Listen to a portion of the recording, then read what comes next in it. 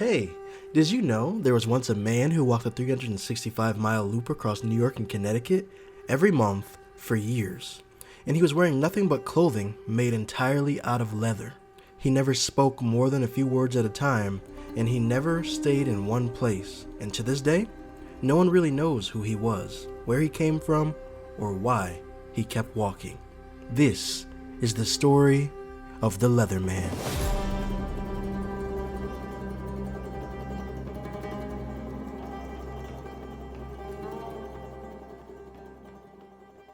Welcome everybody to Hey Did You Know, the show where we explore the weird, the forgotten, and just plain strange corners of America.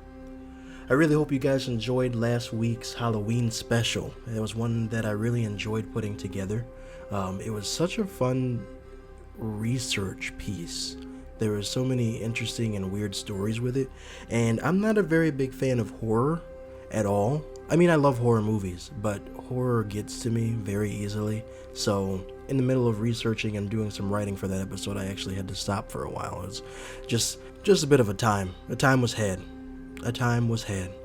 But today's episode is the first episode of November. So at the end of the month, I've got a bit of a Thanksgiving thing planned.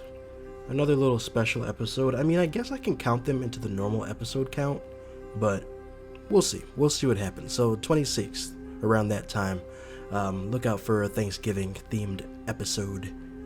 But that's enough. Let's get into today's story. Have you ever heard of A Long Walk by Stephen King? I mean, at this point, how could you have not? Yes, it's a classic Stephen King story, and now, more recently, it's a major movie.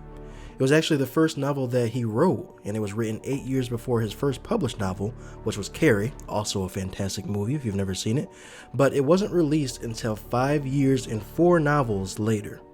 If you don't know the story, I won't spoil it for you. I mean, I have not seen the movie myself, nor have I read the book. Not much of a reader, but here's the thing.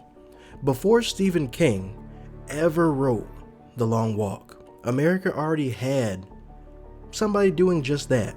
So let's rewind to the late 1800s, more specifically, 1857.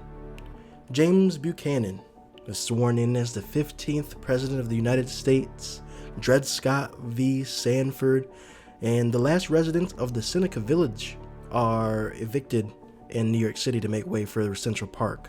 If you've never heard that story, got that one coming up for you. A very interesting read, very interesting event that happened in our history.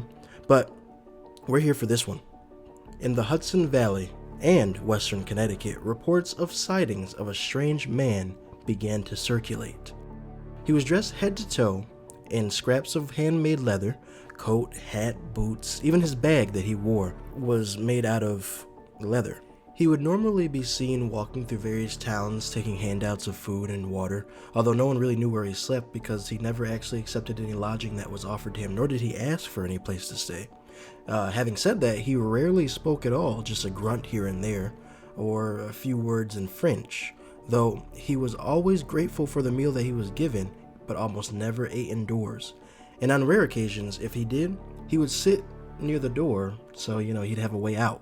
A lot of the people that ran into him, they thought that he was French-Canadian because, of course, he didn't really speak much, but when he did speak fluently in French, so I would say that's a pretty good bet myself.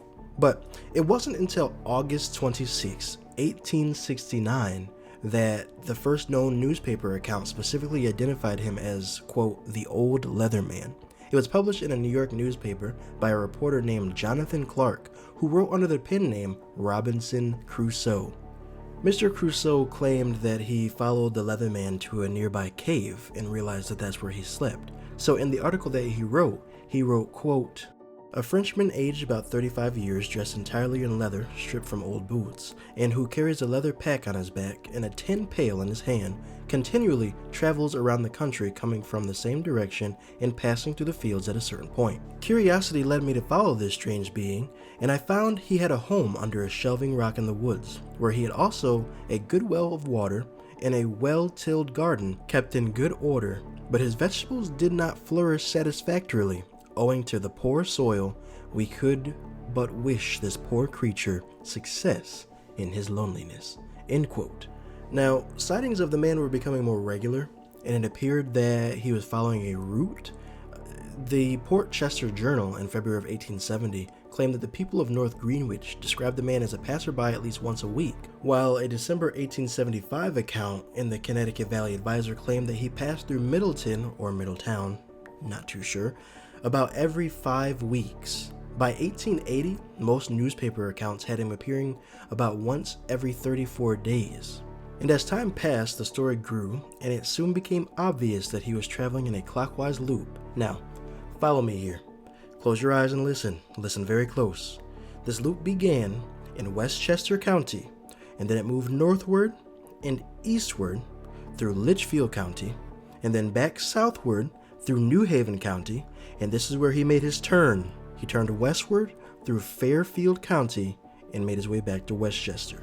The length of this loop was about 360 miles, which made his daily average trek around 11 miles a day.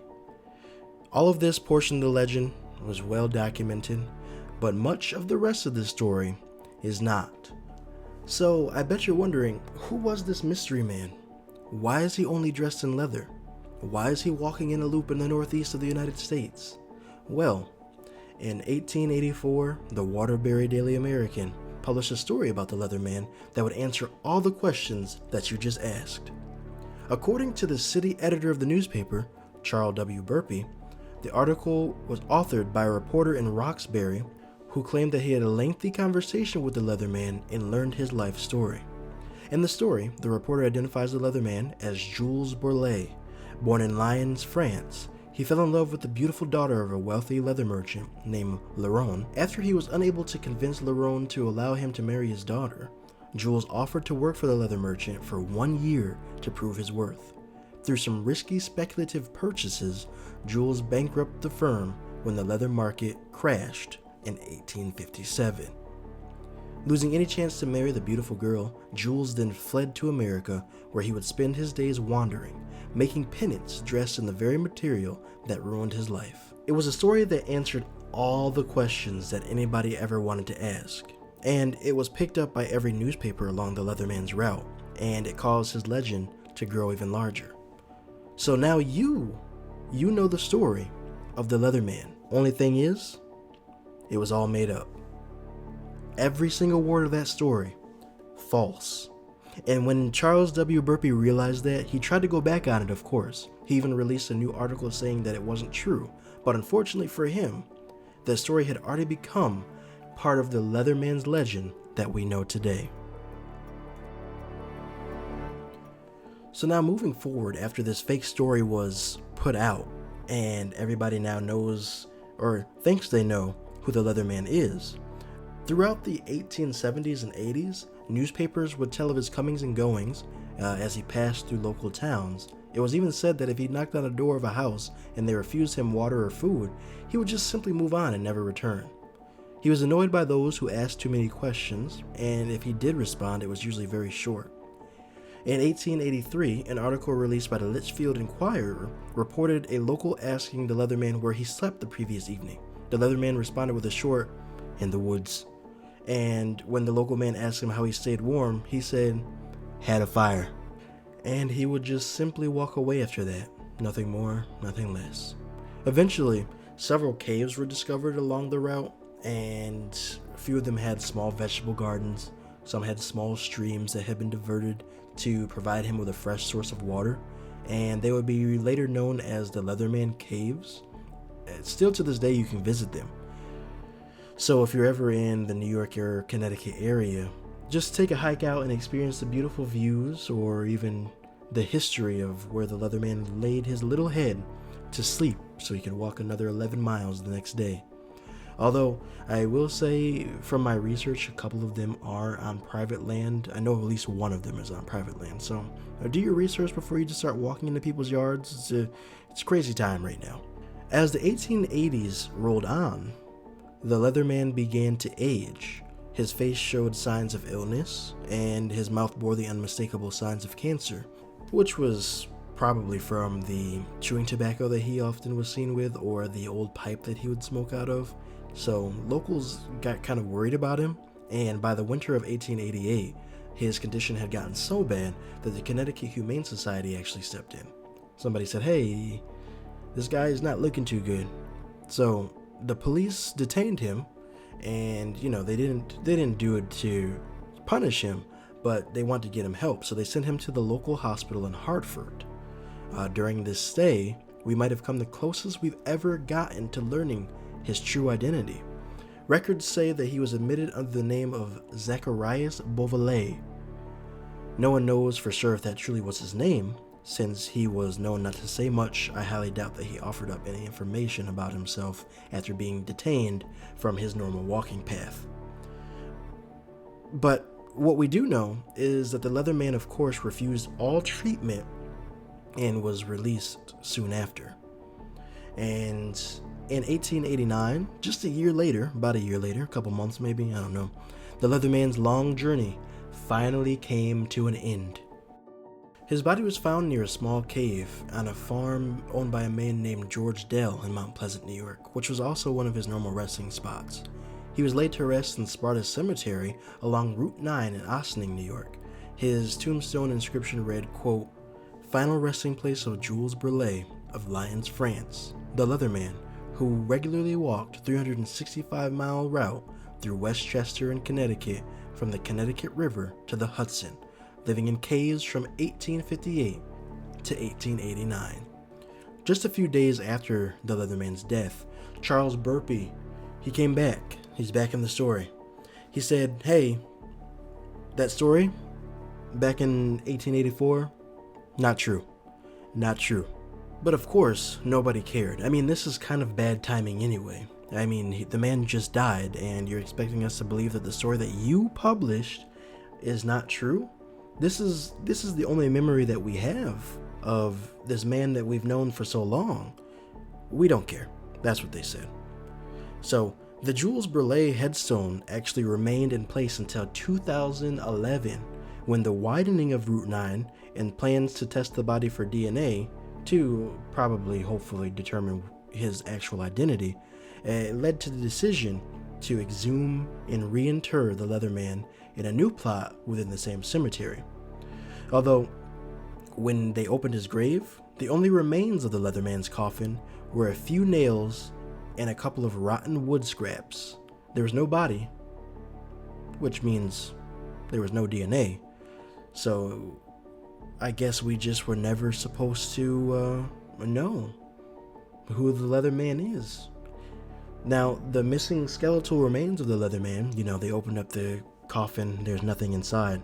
Of course, just added to the legend because at this point, who is this man? He walked for all these years, then he allegedly died, and now his body's missing from his own coffin. Those nails that they found, along with those scraps of wood, they combined it with a little bit of the original soil from his original burial site, and they reinterred them and placed a new and simple gravestone, just a simple marker with no fancy backstory, no fancy French name, just two simple words, the Leatherman, which was probably how he would have wanted it anyway. He didn't really care to give out his name as it is, so just, call me this.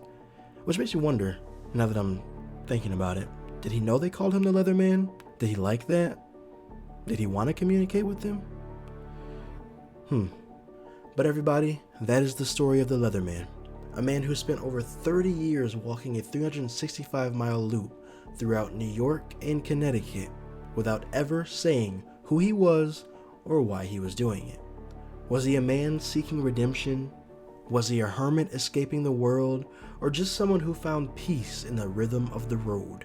Which, to me, is nice. I really enjoy walking. It's actually a nice, peaceful time for me. So I can understand, could I walk 365 miles, 11 miles a day? Probably not. But, what are you gonna do? Thank you everybody for listening to today's episode of Hey Did You Know? If you enjoyed this episode, please share it with your friends. And don't forget to hit the follow button wherever you're listening so you don't miss the next episode. Because next time, we're gonna be heading to a quiet town that found itself haunted, not by ghosts, but by words, anonymous letters, dark secrets, and a mystery that still hasn't been solved. the story of the Circleville Letters. So please join me again in 2 weeks. We release this every other Wednesday. So I'll see you then. Have a wonderful rest of your day, your evening, or your morning. See you guys in the next one.